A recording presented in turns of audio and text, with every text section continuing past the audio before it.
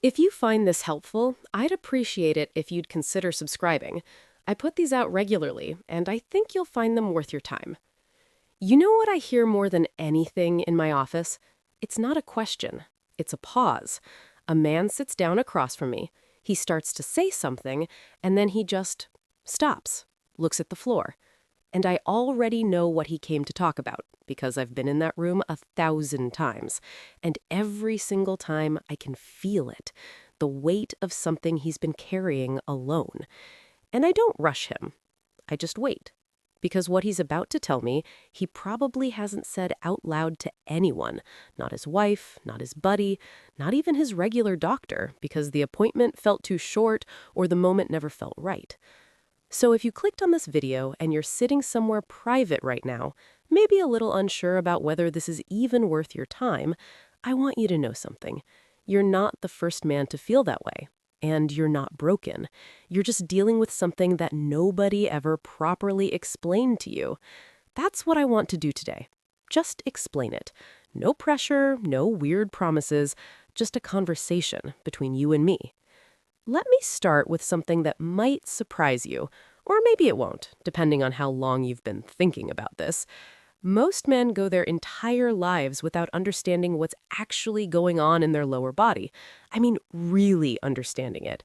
We learn the basics when we're young, enough to get by, enough to know how things work when everything's working fine. But nobody sits you down at 35 or 45 and says, hey, here's what's going to start shifting, and here's what you can do about it before it becomes a problem. That conversation just doesn't happen. And honestly, that's partly on us, on the medical side, I mean. We're not great at bringing this stuff up either. A lot of doctors, good doctors, they'll ask about your blood pressure, your cholesterol, your knees, but they won't ask about what's happening below the belt unless you bring it up first. And most men don't bring it up, so it just sits there, this quiet thing that grows heavier the longer you ignore it. I've had patients tell me they went 5, 6, 7 years noticing something was off before they ever mentioned it to anyone. 7 years. And during that whole time, they just assumed it was age, that this was the deal now, that the body they had at 40 was gone, and this is what's left. And I get why a man would think that. Everything around you kind of confirms it. The jokes about getting older, the commercials that make it seem like the only answer comes in a pill, the general attitude that once you're past a certain age, you should just be grateful for what still works and stop worrying about the rest. But that's not medicine. That's just noise. What I want to talk to you about is what's actually happening, not the story you've been told, not the one you've been telling yourself, the real thing. So let's slow down and go through this. And I'm going to keep it simple because this doesn't need to be complicated. The complication is part of why men avoid it. When you were younger, blood moved through your body like water through an open hose. Everything was flexible. Your blood vessels were soft. Your muscles down in the pelvic area, the ones you probably don't even think about, they were responsive. They'd tighten when they needed to, relax when they needed to. Everything worked together without you having to think about it. And that's the key part. You never had to think about it. But here's what happens over 20, 30 years of living the way most of us live. You sit a lot at a desk, in a car, on a couch, and that sitting does something very specific to your lower body.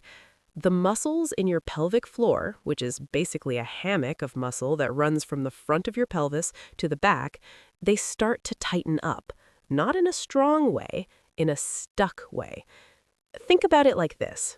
If you kept your fist clenched for an hour straight, your hand wouldn't be stronger at the end, it'd be weaker, shaky, tight, but useless. That's what's happening to the muscles that support everything down there. They're holding tension they don't need to hold, and they've forgotten how to let go. Now, when those muscles lock up, they squeeze. And what are they squeezing?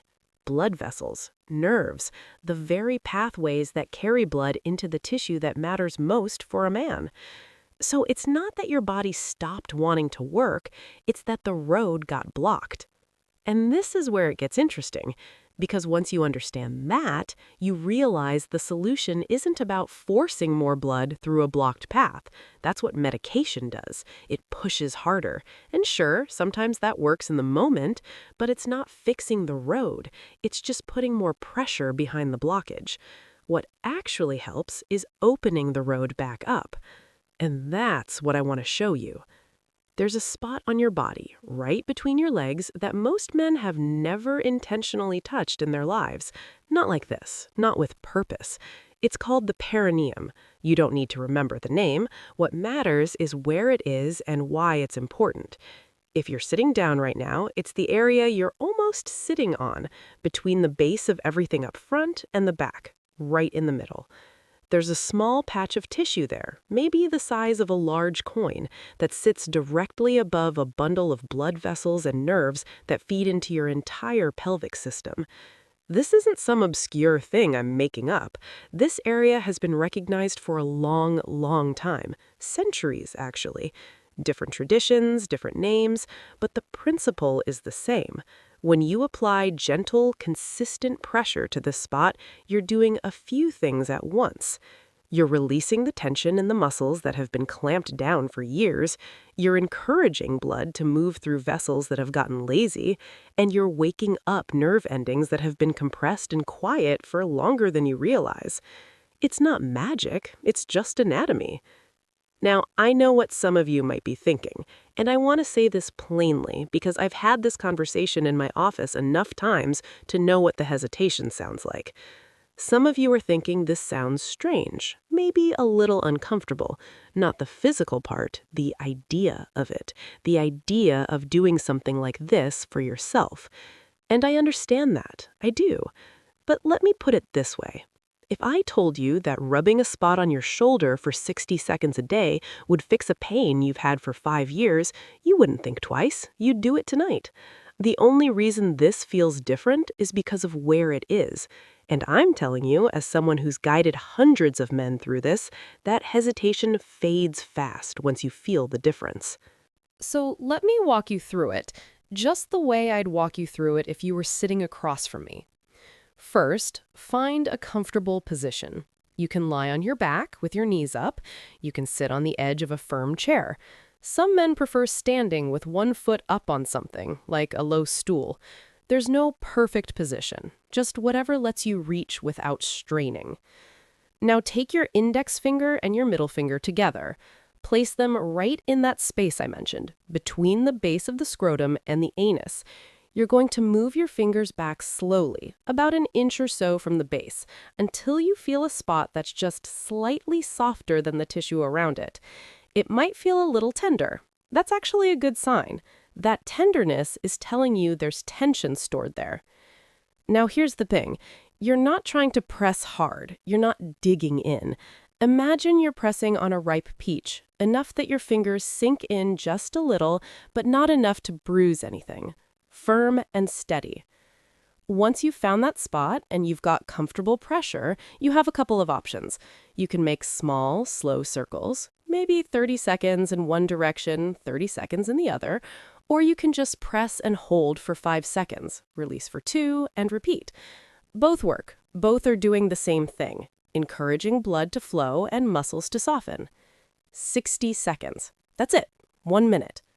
You can do this dry, or you can use a little bit of oil on your fingers if that's more comfortable. Something simple. Coconut oil works fine. Castor oil is another option some men prefer because it absorbs well and has a bit of warmth to it. Whatever you have, it doesn't need to be fancy. The important thing isn't the oil, it's the consistency. I tell every man the same thing. 1 minute, every day. Morning is fine, evening is fine. Doesn't matter. What matters is that you do it daily because you're retraining tissue that's been stuck for years. You're not going to undo that in one session. You wouldn't expect one stretch to fix a stiff back you've had for a decade. Same principle.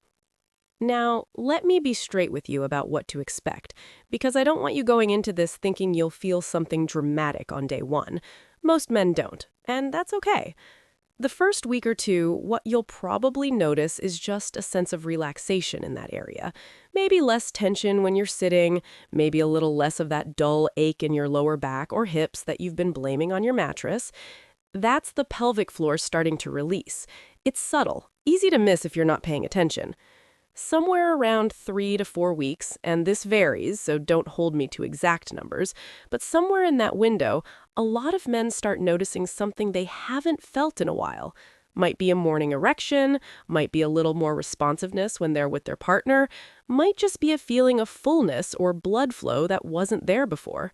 And by 6 to 8 weeks, for men who've stuck with it daily, the changes tend to settle in. They become your new normal. Not because something extraordinary happened, but because something that was blocked finally opened up. I want to be honest about something else, though. This doesn't work the same for every man. Some men feel the difference quickly, some take longer. Some notice it most in areas they didn't expect, like better sleep, fewer nighttime bathroom trips, less hip stiffness. The body doesn't always give you back what you lost in the order you lost it. Sometimes the first thing that improves is something you didn't even know was connected. But what I can tell you, after all the men I've sat across from over the years, is that the ones who stuck with it, the ones who gave it 8 honest weeks, almost all of them came back and said some version of the same thing. I feel like myself again. Not younger, not superhuman, just themselves. And that's really what this is about, isn't it? It's not about performance as some kind of score you're trying to hit. It's about feeling like your body is still yours, like it still responds to you, like you're not just a passenger in something that's winding down. I think that's the part that hurts the most, honestly, not the physical stuff. Men can handle physical problems. They're tough. They deal with pain all day and don't complain. But the feeling of losing connection with your own body, with your partner, with that part of yourself that used to just be there without effort, that's the part that sits heavy. And men don't talk about it. They really don't. They'll talk about their bad knee all day long. They'll tell you about their shoulder surgery in detail you didn't ask for.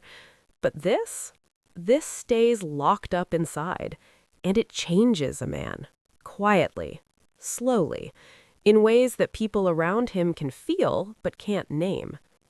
His wife knows something's different. She might not know what. He's a little more distant, a little quieter at night, a little less likely to reach for her hand, and he tells himself it's just age. It's just how things go. But it's not.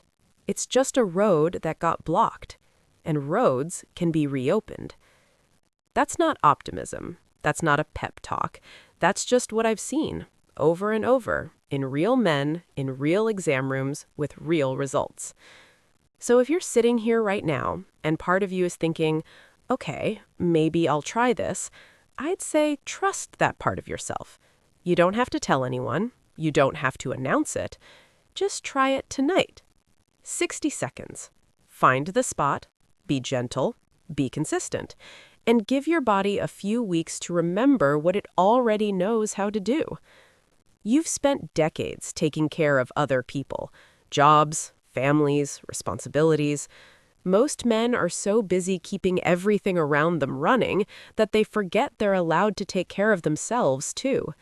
This is a small thing, 1 minute. But it's 1 minute that says, I still matter, my body still matters, and I'm not done. Because you're not. I've seen men in their 50s turn this around, men in their 60s, men in their 70s who hadn't felt anything in years, and then one morning woke up and something was different, and they just sat on the edge of the bed for a minute, not quite believing it. That moment is real, and it's available to you. Not because of anything I'm selling you, not because of some product or program, just because your body, right now, still has the ability to respond. It just needs you to show up for it. So, show up. 1 minute a day. Start tonight. This is Dr. Baylor Scott. I'll be here whenever you need me, and if these conversations help you, if they make you feel a little less alone in this, I'd be glad if you subscribed. I'll keep showing up, too.